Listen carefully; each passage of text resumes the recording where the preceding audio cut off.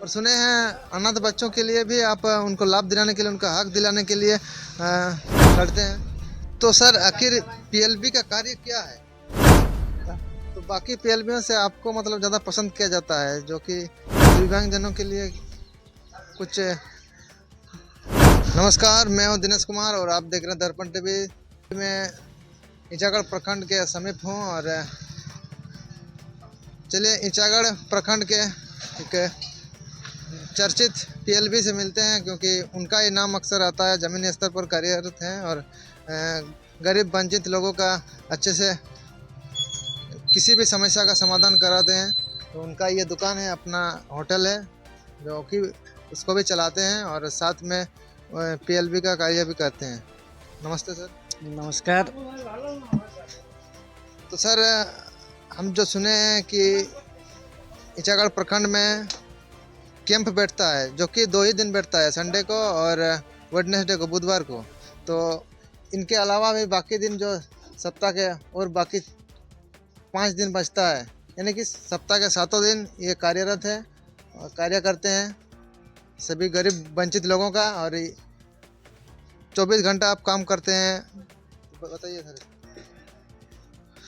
देखिए, एक्चुअली बोला जाए तो जिला विधिक सेवा प्राधिकार जो सरायकेला जो है वो हमें अभी डिप्यूट किए हैं 2 दिन के लिए, लेकिन जमीनी स्तर में देखा जाए कि 2 दिन में कुछ होता नहीं है। जी।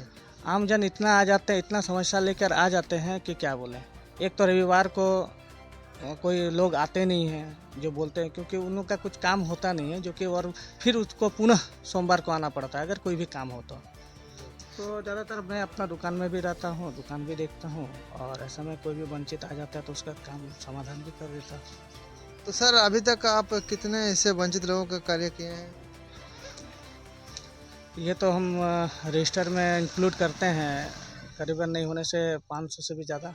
तो बाकी पीएलबीओं से आपको मतलब ज़्यादा पसंद किया जाता है, जो कि हमने भी देखा है। और मैंने भी एक वंचित लोग को भेजा था, जो उनका आप कार्य सफलतापूर्वक उनका कार्य कर दिए और वो अभी लाभ भी ले रहे हैं उस योजना का। तो इसके बारे में आप क्या कहना चाहिए? देखिए, हम तो सबसे पहले पूरा गहराई तक जाते हैं कि आदमी का काम क्या है, ठीक है।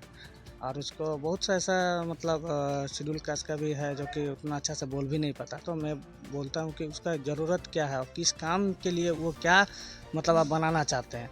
जैसे कि मान लीजिए किसी का इनकम का ज़रूरत होता है, जिसको आय प्रमाण पत्र बोलता है, तो वो कास्ट बोल के रखता है कि हमको जाति चाहिए। किसी का जाति रहता है तो बोलता है हमको आवासीय चाहिए। तो इससे पहले हम बोलते हैं कि आप किस काम में लगाइएगा, किस योजना से आप जोड़ना चाहते हैं, कि किस कारण आप ये मतलब कौन सा प्रमाण पत्र आप बनाना चाहते हैं। तो बोलता है कि भाई हमको तो मान लीजिए पालन पोषण के लिए चाहिए, तो वो पता है कि पालन पोषण के लिए आवासीय लगेगा और आय प्रमाण पत्र लगेगा। एक एग्जांपल दे रहे हैं, जाति लगेगा, तो इसके अनुसार हम बोल देते हैं कि भाई इस काम के लिए आपका ये प्रमाण पत्र लगेगा। और सुने हैं अनाथ बच्चों के लिए भी आप उनको लाभ दिलाने के लिए, उनका हक दिलाने के लिए लड़ते हैं। देखिए, अनाथ बच्चों के लिए एक पालन पोषण योजना है, स्पॉन्सरशिप जिसको बोला जाता है।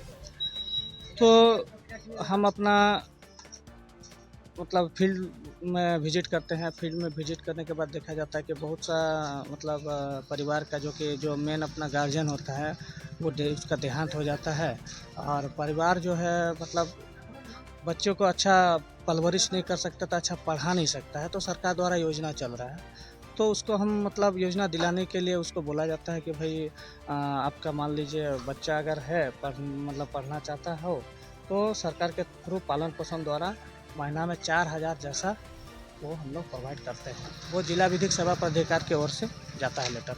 और ऐसा सुना जाता है अगर किसी को ब्लड का ज़रूरत है तो भी आप जुगाड़ कर देते हैं?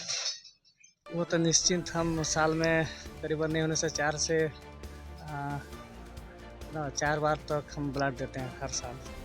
तो ऐसा कोई वंचित आता है, अगर कोई ऐसा बीमार से जूझता है, ब्लड का ज़रूरत पड़ता है, तो यही चक हम उसकी व्यवस्था कर देते हैं ब्लड। और ऐसे आप दिव्यांगजनों के लिए कुछ। तो सर आखिर पीएलबी का कार्य क्या है? देखिए, पीएलबी का कार्य है, हम लोग जिला विधिक सेवा प्राधिकार सरायकेला से जुड़े हैं, और इसका मुख्य काम है कि व्यक्तियों को मुफ्त कानूनी सहायता प्रदान करना पहला हो गया, और लोक अदालत का आयोजन करना और कानूनी जागरूकता को फैलाना। और अगर ऐसा कोई विवाद हो तो उसको बातचीत करके मध्यस्थता और सुलझ के माध्यम में उसको हल करने का प्रोत्साहित करना होता है। और साथ ही कमज़ोर वर्गों के, महिलाओं जैसे अनुसूचित जनजातियों को भी और बाल मजदूरों को काम में रोकने का और उसको जागरूक करने का हमारे पीएलबी का काम है। हाँ, दिव्यांगजनों के लिए वही पेंशन लागू करवा देते हैं। पहले सबसे पहले तो हम उसका सर्टिफिकेट बनाने में मदद करते हैं हमारे सरायकेला उप स्वास्थ्य केंद्र में, और फिर सर्टिफिकेट बनने के बाद ब्लॉक में आके उसको फॉर्म भरवाते हैं। फॉर्म भरवाने के बाद बस उसका 1-2 महीना के बाद उसका जो पेंशन है वो लागू हो जाता है, लाभ मिलना चालू हो जाता है।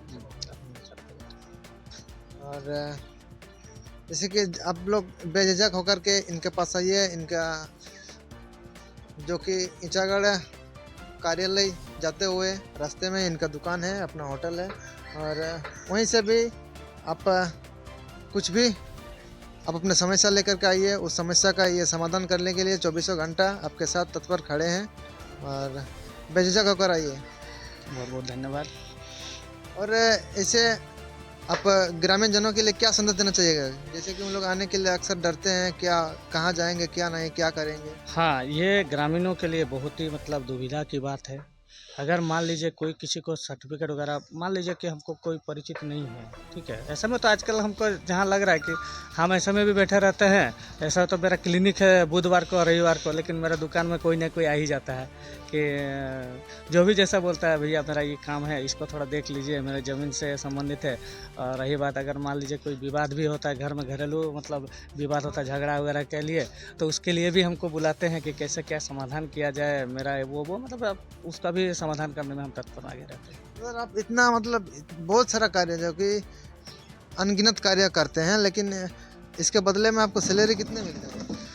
ज़्यादा वो प्रोत्साहित सैलरी है, क्या बोलेंगे वो सैलरी के विषय में, वैसा कुछ ये नहीं फिर है। भी बताइए ना। वही 5600 जैसा। इससे क्या होता है? आप तो पूरा प्रखंड में भ्रमण करते रहते हैं, इससे ना के बराबर मिलता है। 5-6 हज़ार आजकल कुछ ये सैलरी नहीं है, तब कैसे चल जाता है? बस अपना दुकान है, अपना दुकान में हम अपना दुकान में भी समय देते हैं। हाँ यानी कि पब्लिक का सेवा तत्पर करते ही रहेंगे, जी जी जी जी जी। चाहे कुछ। हाँ, तो सर, आपको बहुत बहुत धन्यवाद है आप मेरे को इतना समय देने के लिए।